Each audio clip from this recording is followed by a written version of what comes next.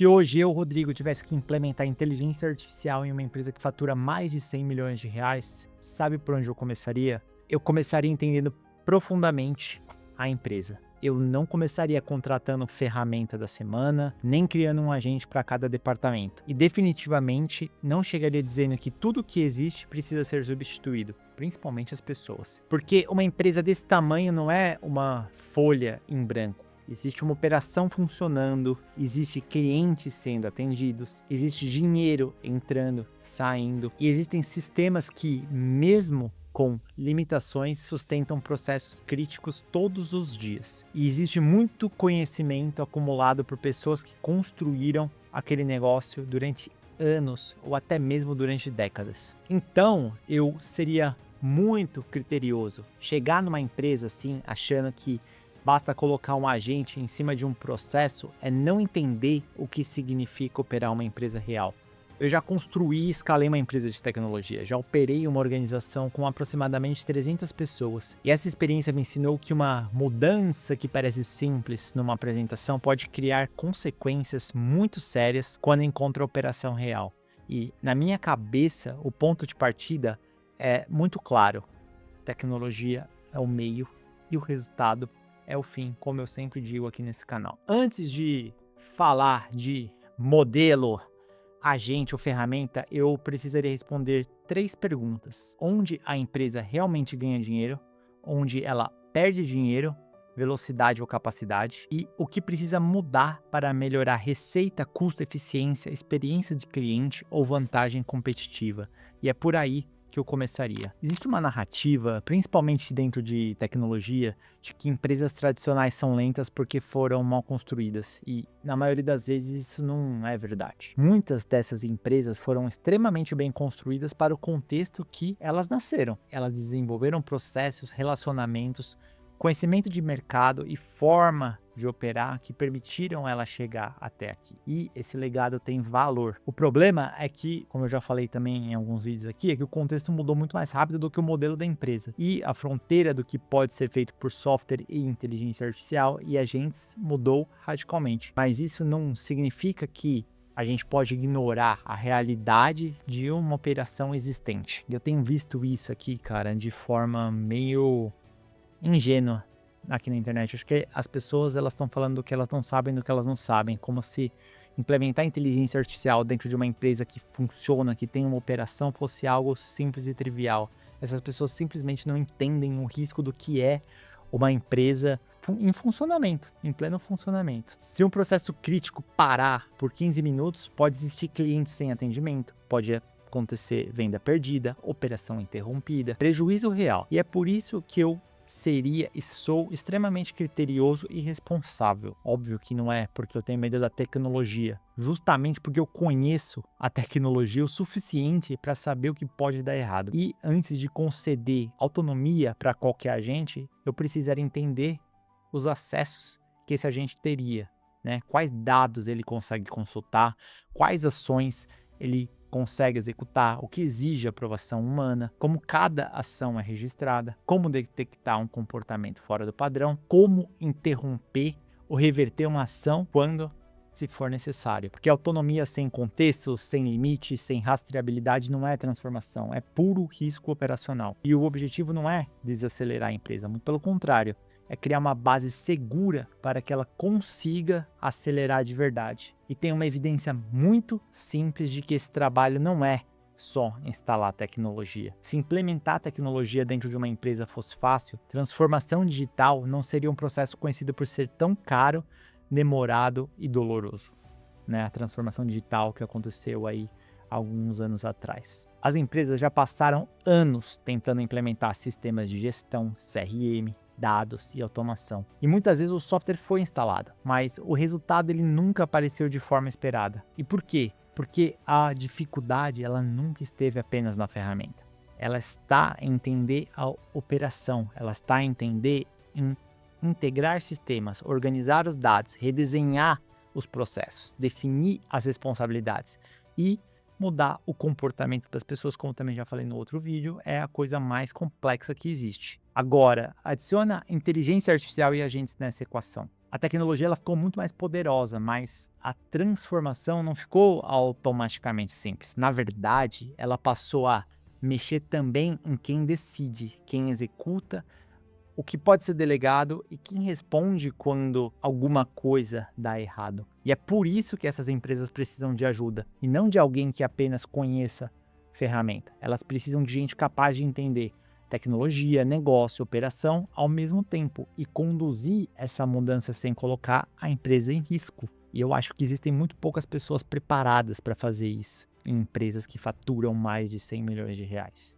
A minha primeira etapa seria um diagnóstico profundo da empresa real, não da empresa que aparece no organograma, não da empresa descrita numa apresentação, da empresa que funciona todos os dias. Porque se você já trabalhou, se você opera uma empresa, você sabe que existe uma diferença muito grande do que está ali no papel e do que está na cabeça das pessoas e o que está no jogo ali de verdade. Eu começaria pela estratégia, né? Quais que são as prioridades do negócio? Quais produtos e clientes realmente sustentam essa receita? Onde a liderança acredita que está a próxima avenida de crescimento? E depois eu começaria a descer para tática operacional, desceria para operação.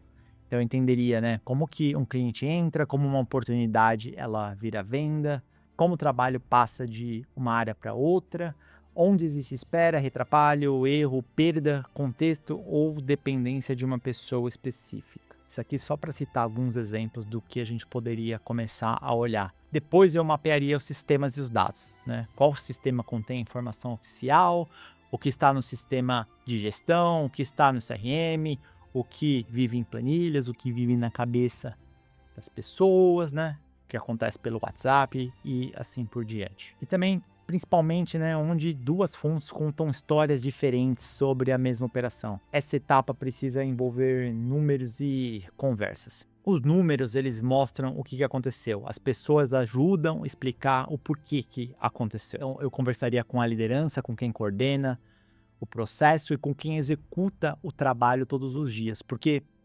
muitas vezes o processo oficial é uma coisa e o processo real é outra. Isso, né? Como eu disse, se todo mundo trabalha em empresa, todo mundo sabe que isso acontece, é muito mais normal do que parece. E automatizar um processo que ninguém compreendeu direito apenas faz o problema acontecer mais rápido, apenas faz o carro bater mais rápido na parede. Depois desse diagnóstico, eu estabeleceria uma linha de base, porque antes de prometer qualquer ganho, a gente precisa saber onde está, né? Da onde a gente parte, né? Qual é o tempo atual do processo? Quanto que custa? Quantas pessoas participam? Qual que é a taxa de conversão? Quantos erros aconteceram? Quantos erros acontecem? Qual tempo o cliente espera? Quanta receita é perdida? Sem uma linha de base, qualquer ganho vira opinião. Também definiria as fontes confiáveis de informação. Se o CRM ele mostra um número e o sistema de gestão mostra outro, a gente não pode construir autonomia fingindo que essa contradição ela não existe.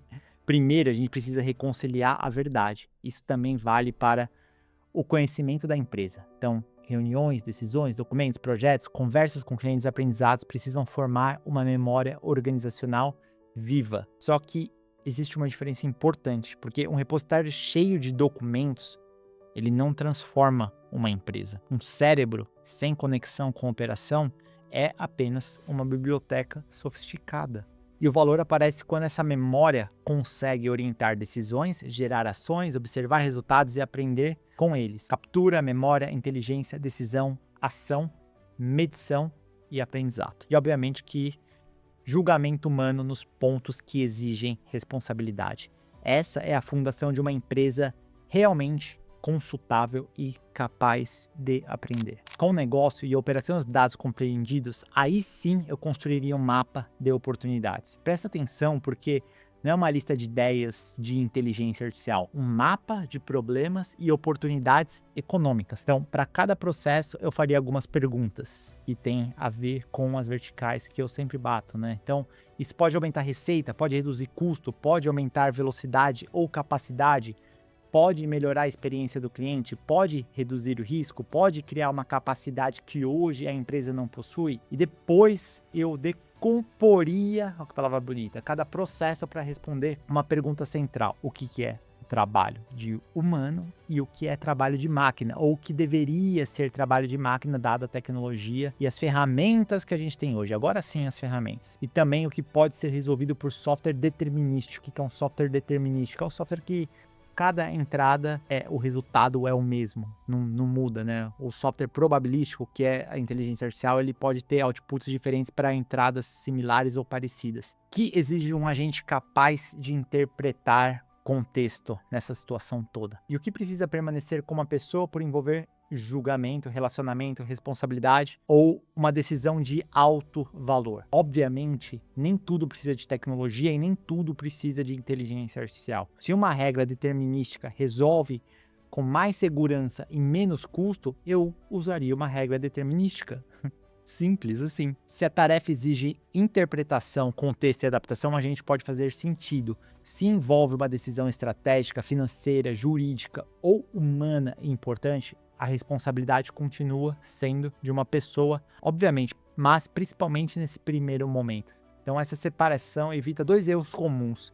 Usar a inteligência artificial onde um software simples ou um processo seria melhor, e usar um agente onde o julgamento humano continua indispensável. O mapa também precisa considerar impacto, esforço, risco, qualidade dos dados e dependências. Então, uma oportunidade enorme, mas sem dados confiáveis e com risco operacional alto, talvez não seja por onde a gente começa, talvez não seja o primeiro projeto, né? Uma oportunidade menor, com ciclo rápido, impacto mensurável e risco controlado, talvez possa ser o melhor ponto de partida. Agora, qual que é o ponto? O mapa de oportunidades, ele não é a entrega final.